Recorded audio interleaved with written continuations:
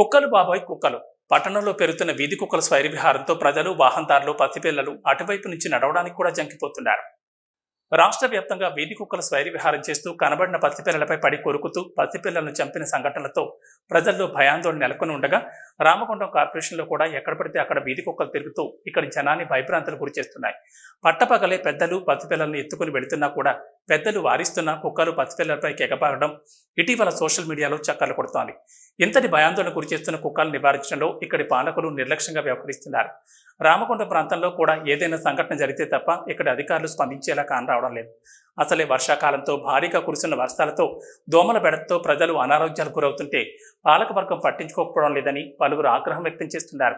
పసిపిల్లల ప్రాణాలను తీస్తున్న వీధి కుక్కల పట్ల కూడా పాలకవర్గం స్పందించి ఆ డివిజన్లలో తిరుగుతున్న కుక్కలను పట్టుకుని బోన్లలో బంధించి ప్రజలను, వాహనదారులను, ముఖ్యంగా పసిపిల్లలను వీధి కుక్కల బారి నుంచి కాపాడాలని కోరుతున్నారు. అలాగే రాష్ట్రంలో జరుగుతున్న సంఘటనలు చూసి ప్రజలు వారి పిల్లలను బయట తిరగకుండా చూసుకోవాల్సిన బాధ్యత కూడా ఉందని మరోరాదని అంటున్నారు. ఇవాళ రాష్ట్రంలో కుక్కల బారిన పడి కొన్ని వేల మంది చనిపోవడం జరుగుతూ ఉంది, అనారోగ్యానికి గురవడం జరుగుతూ ఉంది. ఇవాళ 2-3 వారాల నుంచి మనం చూసుకున్నట్లయితే రాష్ట్రంలో ఒక దాదాపు 10-15 మంది ప్రాణాలను అర్పించడం జరిగింది. అలాగే దోమలు ఈ వర్షాకాలం సీజన్ చేయబట్టి విపరీతమైన దోమల బారిన పడి, విష జ్వరాల బారిన పడి మరి ప్రాణాలు కూడా కోల్పోవాల్సిన పరిస్థితి ఉంది. మరి ఈ ప్రభుత్వము పక్క పార్టీలో ఉన్న ప్రజాప్రతినిధుల్ని, ఎమ్మెల్యేలను వాళ్ళ పార్టీలో చేర్చుకోవడం మీద ఉన్నటువంటి శ్రద్ధ ప్రజల ప్రాణాల మీద లేదు. మరి ఇంత దారుణంగా ఇవాళ రాష్ట్రంలో ఈ దోమలు, కుక్కలు శైవ విహారం చేస్తూ ఉంటే మరి మున్సిపాలిటీలు, గ్రామ పంచాయతీలు, ప్రభుత్వం ఏమి చేస్తున్నట్టు అని చెప్పి ఇవాళ న్యూ ఇండియా పార్టీ ప్రశ్నిస్తుంది.